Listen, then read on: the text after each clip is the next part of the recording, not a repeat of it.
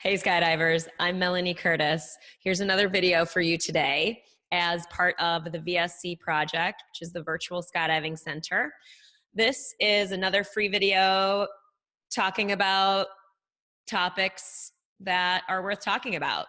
Hopefully you can learn something. Hopefully you get something out of it. Drop me a line if you have any questions. Otherwise, enjoy the video and I hope you get a ton out of it. So I was chatting with a friend today and he was basically being like, oh man, these post-boogie blues.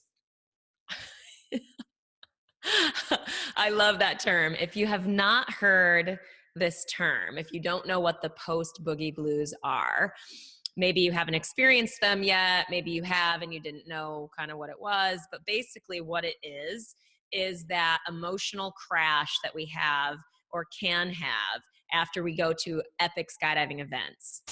So today's video is some tips on basically how to deal with that. How to deal with that, and also ideally as you practice these points and as you learn these tactics to get out of the boogie blues or post-boogie blues, that you can also not get into them as much either. So it's a little bit of how do we deal with it once we're in it, and use the same skills and practice them to not get into that emotional downturn in the first place. So the first thing you want to do is mentally check in and remember that it's normal. I mean, you just went to a totally cool, amazing, epic, awesome skydiving event. You probably had so many wonderful connections with beautiful people. You had skydives that were off the charts. You probably learned so many new things. You met so many new people. You connected, had conversations. You, I don't know, fell in love. You went to a place you've never been. It was just like, oh my God, my life is so amazing. And so you have this real big high. It is so totally normal to have an emotional crash after something that feels so wonderful. So just first, take the magnifying glass of self-judgment off yourself. You know, if you feel like, oh man, I'm a loser for feeling bad, like, no, not the case. It's totally normal to have that crash. And that's the first thing to remember so that we can go, okay, it's normal. I mean, I just had the most awesome time ever. And now I'm like kind of back to normal-ish life. So makes sense that I'm feeling a little bit low. Also, the crash slash high is typically directly proportional. So if you go to an event that's really big and huge and like way off the charts awesome, the crash is probably going to be a little bit lower. Comparatively to if you have just a really great weekend at your home drop zone, it's less of a high. The low afterwards is going to be probably a little bit less low. So it'll be more just that sort of dull, instead of like the real sort of, oh, I'm super, super bumming.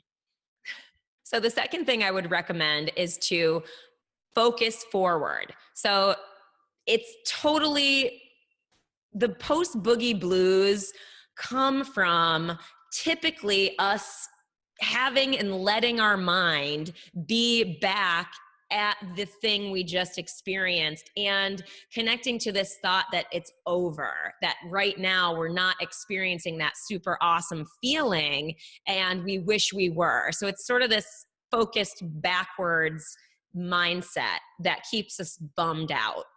So my tip to you is to bring your mind back to either the present moment or forward on some goal that you know is also making you happy. It could be a skydiving goal, it could be a life goal, but something that takes your attention back from, oh, I wish we're still happening, which is normal, but takes you from that place and puts you forward and brings your mind out of that sort of negative headspace and puts you on something more positive. The third thing I would recommend is to, and this is more from a personal growth perspective, but I would recommend that you take a look at your reaction. Like, take a look at why you're responding this way. Why are you feeling so bad?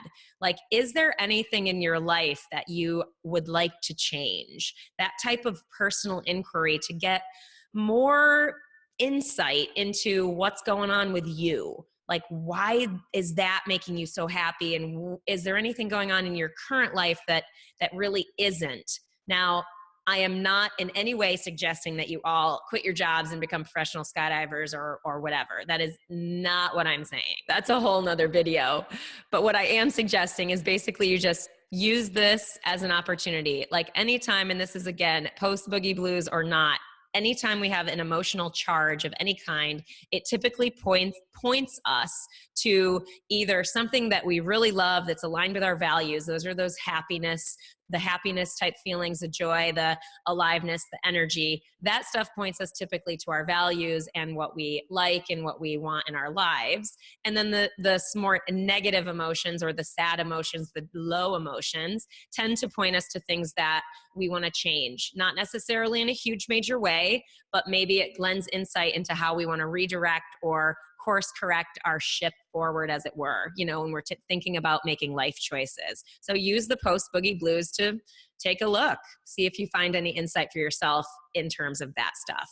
The fourth thing I would recommend is to recognize the post boogie blues as an opportunity to give yourself a chance to rest. Like, it's so normal. I mean, you just spent however many days or however much energy really going hard. I mean, and whether it means going hard in terms of doing a ton of skydives, or whether it means you just stayed up and rocked it out with your friends and you didn't get much sleep, or whatever, it doesn't really matter. But typically after skydiving events, we're pretty depleted physically, and our bodies and our minds need that time to rest and recover. So the fourth tip is basically give yourself a break, let yourself rest, let yourself have a little bit of recovery time, and know that those good feelings will come back with that rest, most likely. So say you give yourself the rest and recovery time and you're still feeling bummed out or you're still feeling low. This is basically what I would say, and this is sort of the fifth tip, is it's an opportunity for you to practice your emotional strength. Now, it's so normal, right? We're human beings. We all have bum days. We all have days where we feel like crap. We all have days where we've just pushed ourselves to our limits. And so as a result, we have the crash. It's all very normal. Now, where I'm going with this is that if we always let our feelings win, in the sense that whenever we feel bad, we just use it as an excuse to be lazy or eat like crap or stop moving forward on our goals or whatever, like that's a lot of our lives that are going to be not used to a productive or positive end. So my point is that if you're still feeling low and bummed and not so hot after the rest and recovery period, use that as an opportunity to practice emotional strength. And by that, I mean, despite your feelings, despite feeling not awesome, choose the things that you know you want to do, that you know will make you feel positive, that you know will actually further you toward a positive end. So maybe it is you eat healthy. Maybe you hit up a movie, made a list here. Maybe you brainstorm about a positive goal. Maybe you take an action toward a goal that you already have. Maybe you send a thoughtful message to the people that you just were at the event with, bring some positivity to the world. Maybe you look at your videos and you pull some screen grabs of like photos of the people that you jumped with, and you're just adding some positive vibes and positive love to the Facebook world or whatever. Like, but either way, my point is that you don't feel good, but now you're choosing very consciously, very deliberately to take an action that is a positive one. So that it requires that emotional strength. Is it like, it's not easy to choose that when we feel like shit. So it's like when you feel like shit, you can go, oh, this is my chance to not let feeling like shit let me be lazy and just perpetuate those low feelings when I know I actually can take an action that will help me get out of them more quickly. So the last thing I'll say about this, you guys, is just to remember that feelings are temporary. They're transient. So when you feel like crap, do some things on this list, do some other things maybe that I didn't mention that you know work for you, and just know that those feelings aren't going to be there forever. Like, yeah, you feel like crap right now, but give it a little bit, rest up, take a few positive actions, and you're going to feel differently soon. So just remember that, and taking actions from this list or things that work for you often makes that time of how long you feel bad so much less. So I definitely encourage you to do that.